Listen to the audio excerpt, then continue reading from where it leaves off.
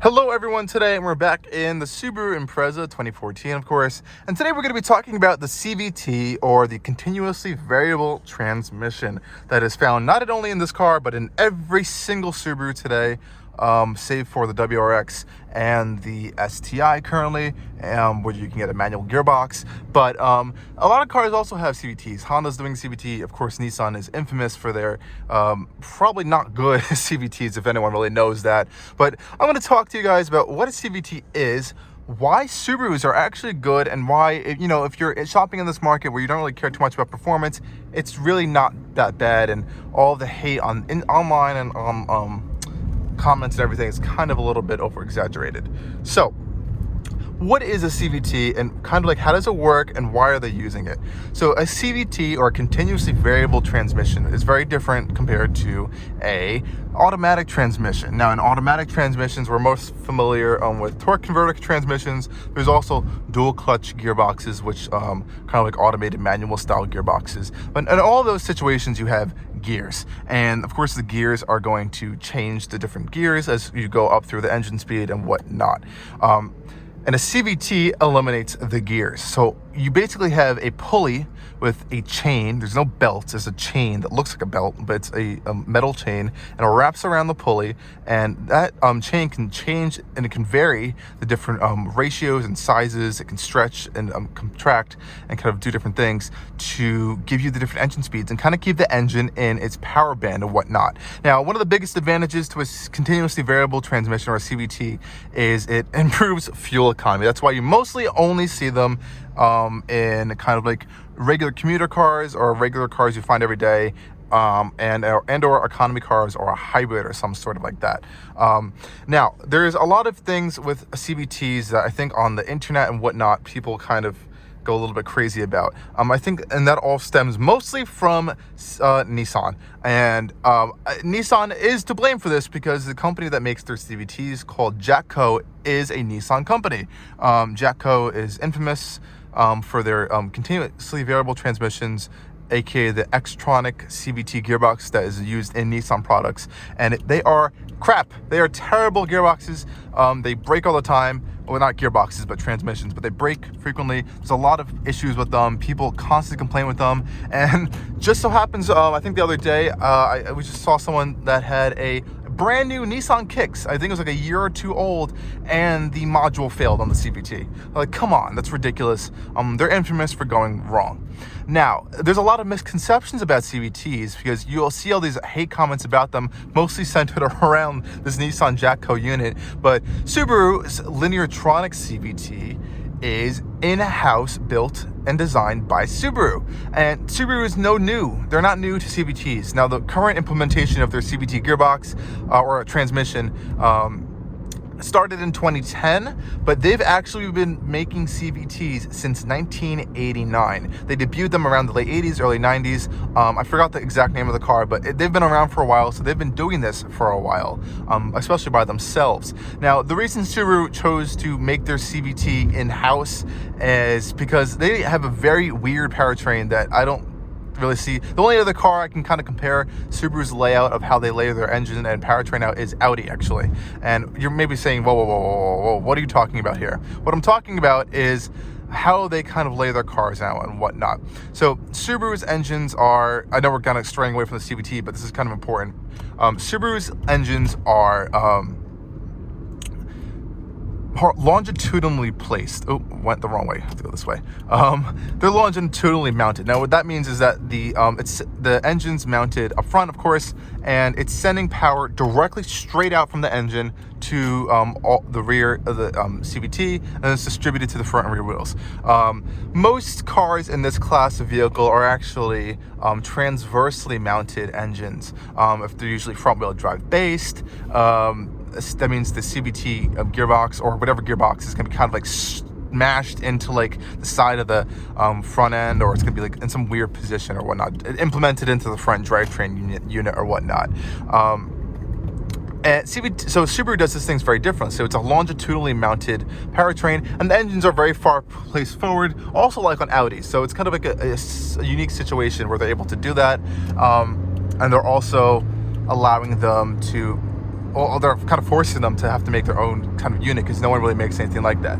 So all that aside, that's why Subaru makes their own units. Now, Subaru's units are actually really good. We have two Subarus. Of course, they're both basically Impreza based, the Crosstrek and Impreza. And they both have kind of this first new generation of Subaru's Lineartronic CVT, which kind of started in 2010. These are 2013 and 2014 models, so they're basically the same vehicle with the same gearbox or transmission. Sorry, I keep saying gearbox. But so this one right here, this is a CVT. It's of course mounted to the 4-cylinder flat 4 boxer engine, and this one has 100,000 miles almost right now. The other one is 112, and there has been no issues with it. You know, when people hear CVTs, they hear, oh, there's a lot of reliability issues. Subarus do not tend to have a lot of issues. There are issues, and people have had issues, but they generally are actually quite reliable, and they do last a very long time. And of course, they do provide good fuel economy, which is kind of why people buy them and why manufacturers choose to opt for them.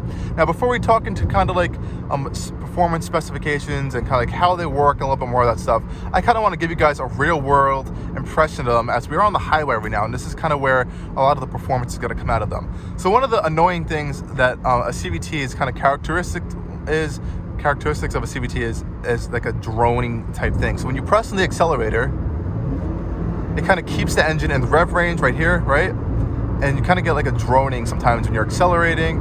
But what's happening is it keeps that engine in that power band. So it'll keep it like 4,000 RPM or whatnot, and it'll keep it there, or whatever rev range it chooses, and it'll just keep it there till it accelerates to a proper a good cruising speed, and it'll kind of decrease a little bit from there, and as you accelerate. So it kind of keeps the engine in the optimal power band, and that is good for fuel economy, because once you get there, it kind of like drops it down and doesn't kind of like go through all these gears, have to shift around a lot. Let's just get off here. So there's that. Now, Subaru does things where you can use the paddle shifter. So if you want to like shift gears or something like that, you can. So basically what these paddles do is kind of like change to the different ratios of the pulley system. And normally they don't work usually too well. I've tried them out on other vehicles, and even on some automatic transmissions, actually, they suck. They're actually really, really, really bad. But this is so super quick, and I've actually found that using these paddles sometimes is actually helpful if you want to kind of get out of that like a continuously variable transmission drone type situation. Now, in Subaru's earlier CVT gearbox or transmissions here, they did not include pre-selected gear ratios. So in their newer Lineartronic CVTs, like on the new Forester and all their new products, there are, kind of love this bend right here, guys. There are built-in gear ratios. So there's, I think, 6, 7, or 8. I think it's pretty much 8 we're at right now. So what that means is if you put your foot all the way flat down on the gas pedal, it's basically going to rev up really high, kind of like simulate as if it's shifting in gears. And this one, it does not do that, which I will now demonstrate right now. So I'm going to step on it a little bit. As you see, it's holding it at like 5,000 RPM, and I kind of back off, and it just kind of goes back down in the rev range. The newer ones will actually kind of simulate fake gears to kind of give you that simulation that you're actually going through a gear or whatnot, but you're not. You're just going through the gear ratios right now. But yeah, so that's why you kind of have these paddles on this one at least. And they do actually work very, very quick. They're very responsive, and I think they're actually good in some situations where you kind of actually want to get off the line a little bit, want to attempt to have a little bit more fun or something like that. Or if you actually are in a situation, maybe there's like a snow type situation where you want to be in like a lower gear, you could actually do that really quick. So for an example like this, let me just get in a situation where it kind of makes sense to use them. But they're very, very quick, like I said before. So let's say this one has 6 simulated gear ratios. So you can drop it down to 5, and it'll bump you up the revs a little bit, and you can shift it right back up to 6 as well. Now, these can be used on demand, like I just showed you right now, or if you want a little bit more control, you can keep it and force it into this mode all the time. Let me get over a little bit. You can pop your drive selector down into the manual mode, and it's always going to be in this manual style gear selection setting. So if you do want to use them, you can. And now I say they're really quick because I just actually recently tested out a new 2022 Lincoln Nautilus, and that I believe has an 8-speed gearbox. I could be very wrong. It's either 8 or 10-speed gearbox, and it does have paddle shifters, and that has a 2.7 liter EcoBoost V6 under the hood, and the paddles were the most unresponsive, slow thing I've ever tested, I think, in a car. And it's kind of funny how you can be in a continuous variable transmission or whatnot and have paddle like shifters or kind of selectors that are quicker. That was a really dangerous move on that Escalade. They're kind of quicker, which is kind of funny. So you can see right now I'm slowing down. I can just go down the pre-selected gear ratios. Now we're in the fourth. Jumps up the revs. You kind of accelerate better in fourth. Drop down to third. As you can see, it actually works. I go back up fourth, fifth, and whatnot. Back into sixth for cruising. And it's very smooth. There's no lurching or anything. And it doesn't and it keeps you in there. Sometimes if you go into different speeds, it'll actually drop it down by itself, kind of just like going down the ratios, because there really are no gears for it to kind of go through. So it just makes sense to just like drop. So if you slow down to like a stop, it's going to drop down to like second, the pre-selected gear or whatnot. But that was just a quick demonstration of that. So it does work. It is quick, and you can use it if you do need to. In-town performance and around town. It's a little lurchy, but I think that's kind of just to do how Subaru set up the Impreza and like the accelerator and whatnot. There's a lot of pedal travel to kind of actually get the car going off the line, and that's kind of why I like to use this manual mode sometimes if I'm merging onto a highway. You can just drop it. Oh, look at that awesome 5 Series wagon right there, guys. Sorry, got a little distracted, but as I was saying, you can use this manual mode if you want to, and if you want, and drop down a few like pre-selected gears, and you actually can accelerate a little bit more and a little bit quicker off the line. And 3 right there, awesome. A lot of BMWs today. So yeah, so it is optional. But another big component of the CVT is fuel economy. Now, the reason Subaru went for a CVT mainly is because of fuel economy. They also want, they say in their press videos and whatnot, this is an old video from like 7 years ago, it's for enjoyment or whatnot. I wouldn't say that, but fuel economy, yes, I think that's a big point to that. And the main reason is that these boxer engines that Subaru use, they're flat mounted engines, so like the pistons going side to side, if you don't know that. They're not the most efficient engines on the market. Now, Subaru and Porsche are the only 2 manufacturers on the planet that make a boxer-style engine. Of course, they're very different engines, not the same, of course, but they're the only 2 manufacturers that make a boxer-style engine. And Subaru is the only one that actually uses them in every single vehicle they make. And that's the only engine they have. Porsche, of course, only uses them in the Cayman, the Boxer, and the 911. So that's it. Now, they're not super efficient, and the CVT aims to try to help that a little bit. Now, what also makes these cars not so efficient is that every single Subaru is all-wheel drive. Beautiful new 911 right there too. Awesome. Every single Subaru is all-wheel drive, and all-wheel drive adds more additional drivetrain components, and more additional drivetrain components means more kind of energy loss, more like dissipation of like energy throughout the entire drivetrain, which can also result in lesser fuel economy. So usually if you see a car that has an added all-wheel drive system, or it's not really designed from the ground up to be fully all-wheel drive, it's kind of like a front-wheel drive based or like a rear-wheel drive based vehicle with all-wheel drive tacked on, you might get a little bit of a hit in fuel economy. But Subaru, with their magical kind of system they have worked out here, a Legacy, for example, gets, I think, the same fuel economy as like its competitors who are front-wheel drive. And it's all-wheel drive only. Yeah, it makes a little bit less power or whatnot, but it has that flat 4 engine, it has a CVT, all-wheel drive, and it gets a little bit better or just around the same fuel economy as front-wheel drive competitors, which is impressive. Ooh, C8 right there. Awesome, guys. Super cool. Yeah, so that's Subaru's kind of mastered this formula a little bit. So that's a nice thing to kind of keep in mind if you're looking for something like this.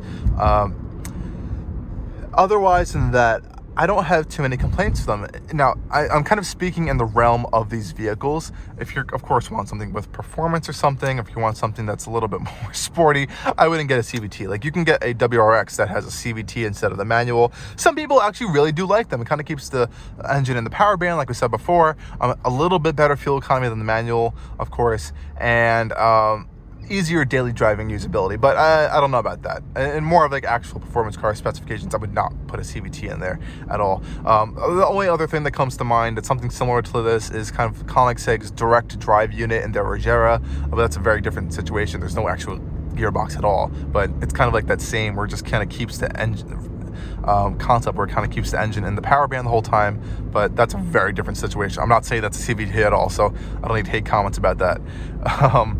But at least in our cases, in these two cars, there's been issues with them. There's been a lot of issues, but nothing with the CVT, thankfully. And most of the larger shelf lives of these CVT, at least longevity-wise, you don't really need to do any maintenance with them. And once there is maintenance, you have to go to your Subaru dealer, of course. It's the best option to do that, because at least these CVTs are kind of intertwined with the front drive differential and stuff, and kind of whole unit. So you don't want to mess with that too much. But there's no fluids you need to change. There's nothing really big you need to do. There have been some, I think, reported issues of, I think, some solenoids that go bad every like 150,000 miles, but that's a long time for a life of this, and I think that's not too bad. And again, like I said, for daily driving around use and whatnot, it's pretty good. Just an hour fuel economy, we get around 24 miles to gallon. This is a huge mix of city and highway driving, so that's decent for this kind of car. Of course, newer cars can get better, maybe closer to 27, maybe closer to 30. On the highway, this does around 26, which is not too bad at all.